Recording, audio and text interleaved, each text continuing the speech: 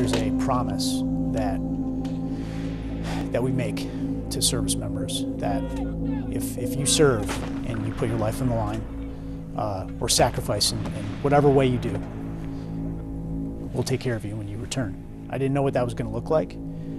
It's certainly not what I saw. This is something the VA should have been prepared for.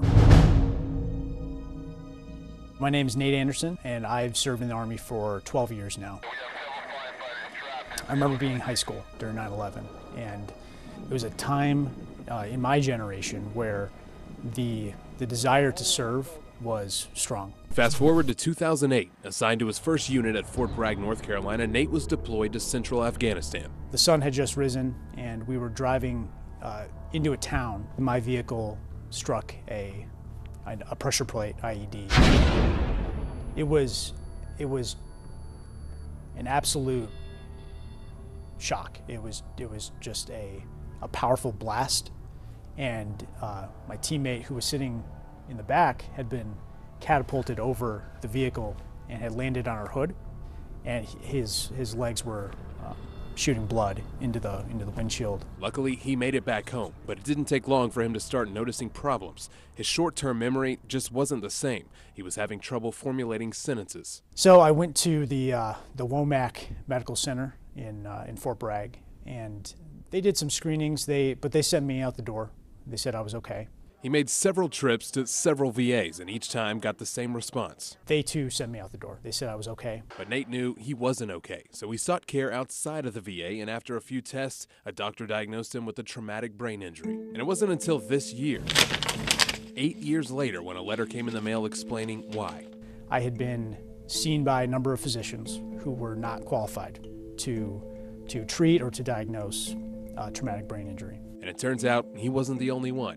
Not even close. Almost 25,000 veterans nationwide. That is hardly an isolated incident. That is a systemic failure on the part of the VA. Do you think in these situations that we have some veterans who were failed by the VA? I think so. I think that we as an organization, we care about veterans. We care about doing the right thing. In this specific incident with the 25,000 TBI cases, that wasn't the right thing. It wasn't done correctly, and I think that's why we're trying to make it right at this point. Mark Belos is director of the VA Regional Office in Winston-Salem. How many of these veterans do you think were misdiagnosed? We're not really sure at this point. We're still in the initial stages of getting folks to respond to the letter. We found nearly 3,000 of those cases are from right here in North Carolina, more than any other state. TBI was back in 2007, it was really a new disability. A lot of confusion about it. It was a signature disability from Iraq and Afghanistan. He says there were several confusing policies that came out addressing who could screen for TBIs. That was a time when we didn't really have a good understanding of what was going on as an organization.